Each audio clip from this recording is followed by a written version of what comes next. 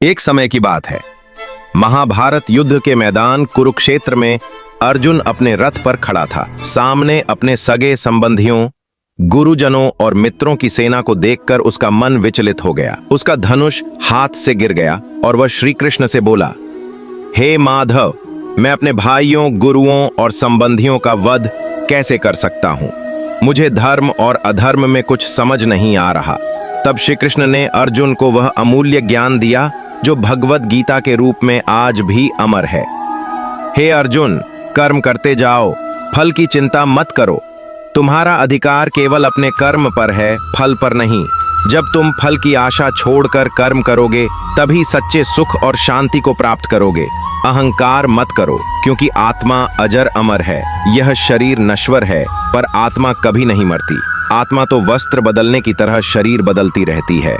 जो इस सत्य को जान लेता है, वो कभी दुखी नहीं होता। मनुष्य अपने विचारों से बनता है। जैसे जैसे तुम्हारे विचार होते हैं, वैसे ही तुम्हारा जीवन बनता है। अच्छे विचार रखोगे तो जीवन भी श्रेष्ठ बनेगा। समत्व योग को धारण करो। सुख दुख, हानि लाभ, जय पराजय में जो सम रहता है, वही सच्चा योगी है, वही सच्चा योद्धा है। क्रोध से बचो।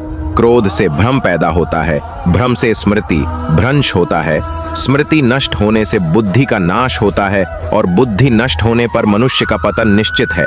जो हुआ अच्छा हुआ, जो हो रहा है अच्छा हो रहा है, जो होगा वह भी अच्छा ही होगा। इसलिए व्यर्थ चिंता मत करो। यह संसार परिवर्तनशील है। अपने धर्म का पालन करो।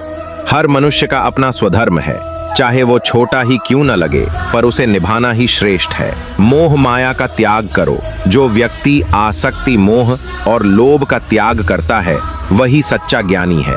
तभी वह सच्चे सुख का अनुभव कर पाता है। भगवान हर प्राणी में समान है। जो सभी प्राणियों में एक ही परमात्मा को देखता है, वही ज्ञानी है।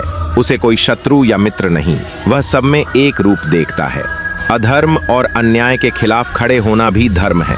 अर्जुन, देसी अधर्म के विरुद्ध धर्म युद्ध नहीं करोगे तो पाप के भागी बनोगे। ध्यान और भक्ति से परमात्मा को पाया जा सकता है।